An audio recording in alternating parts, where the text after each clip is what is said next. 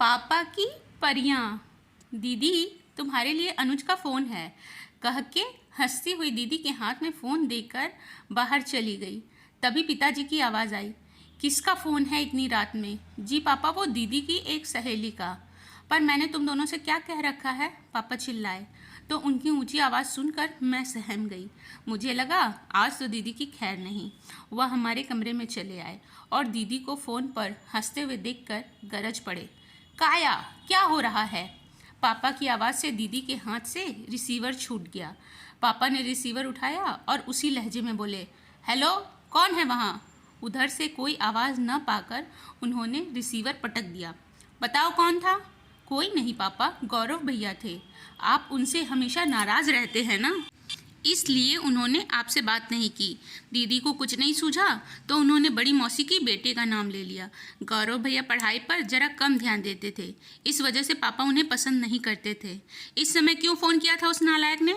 पापा, उन्हें मेरी कुछ पुरानी किताबें चाहिए थी। उसे कब से किताबें अच्छी लगने लगी? 11 बज गए हैं, घड़ी में अलार्म लगाओ और बत्ती बंद करके सो जाओ। पापा के जाते ही मेरे मुंह से निकला, बच गए दीदी। बस यही थी हमारी ज़िंदगी। मम्मी पापा दोनों के अनुशासन के बीच झूठ के सहारे हमारी ज़िंदगी कट रही थी। मम्मी तो कभी कभी मनमानी करने भी देती थी, पर पिताजी, वह तो लगता था कि पूर्व जन्म के हिटलर थे।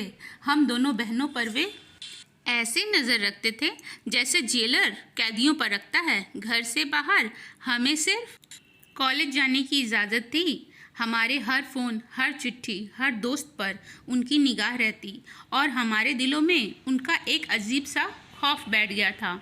अक्सर जब हम दोनों बहनें दूसरी लड़कियों को फिल्म देखने या घूमने जाने का कार्यक्रम बनाते देखते तो हमें बहुत दुख होता, पर इसके अलावा हमारे बस में कुछ था भी नहीं। इन सब के बावजूद हम दोनों बहनें एक दूसरे के बहुत करीब थीं।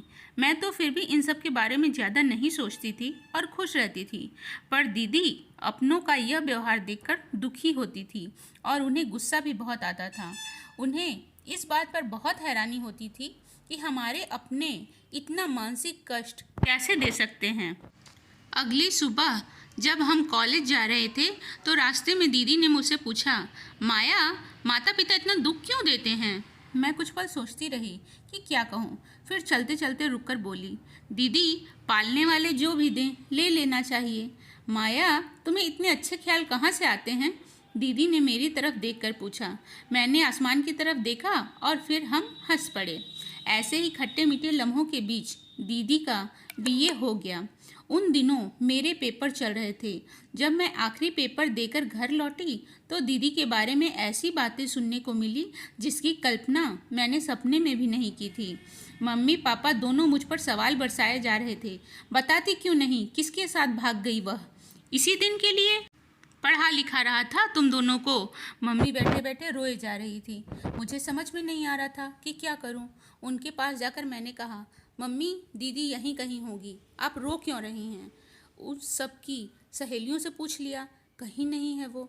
मम्मी ने रोते हुए बस इतना ही कहा था कि पापा फिर चिल्ला पड़े, कालिक पोत दी हमारे मुंह पर। इतना कहकर वह अपने कमरे में गए और दरवाज़ा बंद कर लिया। मैं दौड़कर अपने कमरे में गई और हर चीज़ को उठा उठा कर देखा। फिर अनुज को फ़ोन मिलाया तो उसे भी दीदी के बारे में कुछ मालूम नहीं था। मैं पलंग पर बैठकर रोने लगी। तभी मेज़ पर रखी दीदी की डायरी पर नज़र पड़ी। मैंने उसके पन्ने पलटे तो एक कागज़ मिला जिस पर लिखा था, प्रिय माया, तुम्हें याद होगा कुछ दिनों पहले कॉलेज में कैंपस इंटरव्यू हुए थे। इसके कुछ महीनों बाद ही मुझे एक कंपनी की ओर से कस्टमर केयर एग्जीक्यूटिव का नियुक्ति पत्र मिला था। मैं मम्मी पापा से इजाज़त मांगती तो वो मुझे ये नौकरी नहीं करने देते, इसलिए बिना बताए जा रही हूँ। मुझे मालूम है उन्हें दुख होगा, पर काया, थोड़े दिन ही सही, मैं खुली हवा में सांस लेना चाहती हूँ। यह मत करो, वह मत करो, यहाँ मत जाओ, वहाँ मत जाओ, यह मत पहनो। ये बातें सुन सुन कर मैं थक गई हूँ। मुझे वहाँ अच्छा नहीं लगा तो मैं वापस लौट आऊँगी। तुम अपना और मम्मी पापा का ध्यान रखना, तुम्हारी दीदी।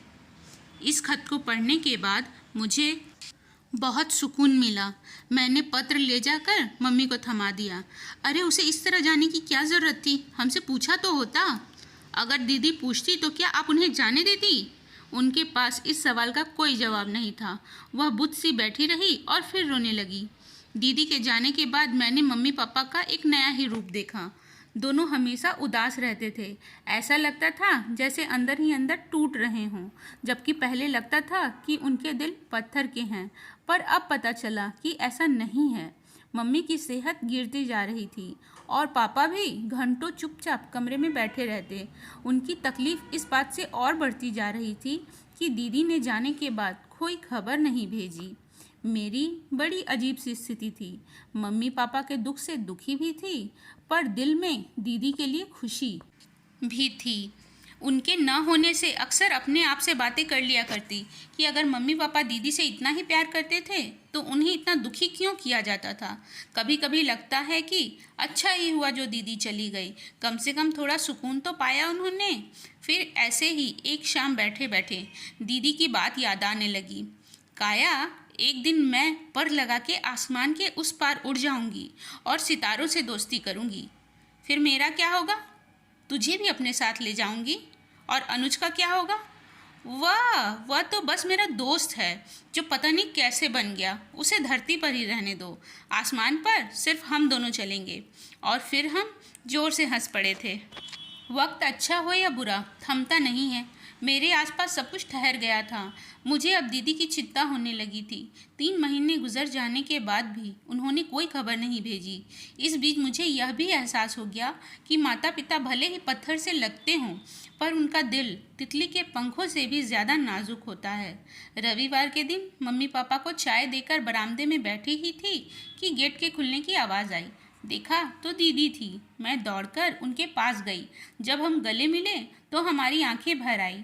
मैंने वहीं से मम्मी पापा को बाहर आने के लिए आवाज़ दी।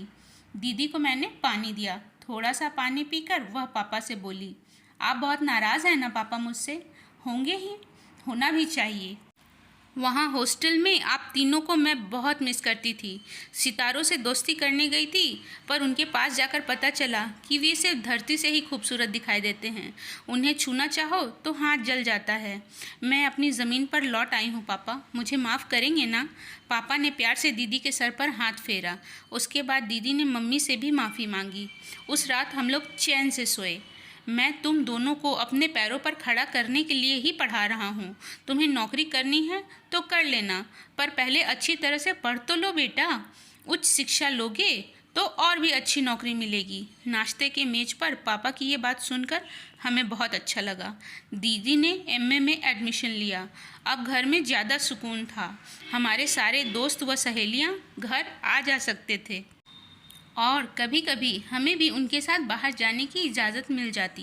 दीदी को यकीन हो गया था कि सच्ची खुशियाँ अपनों के ही बीच मिलती हैं। ऐसे ही एक खुशी के पल में दीदी के साथ मैं एक पार्क के बाहर खड़ी होकर नारियल पानी पी रही थी। अचानक मुझे एक ख्याल आया तो बोल पड़ी, दीदी क्या आपको नहीं लगता कि माँ बाप नारियल की तरह होते हैं? या यूँ कहें, कुछ रिश्ते नारियल की तरह होते हैं, जैसे अंदर से मीठे और बाहर से रूखे। दीदी ने मुझे अपने पुराने अंदाज में देखा और बोली, काया, तुम्हें इतने अच्छे ख्याल कहाँ से आते हैं? और इसी के साथ हम दोनों आसमान की ओर देखकर हंस पड़े।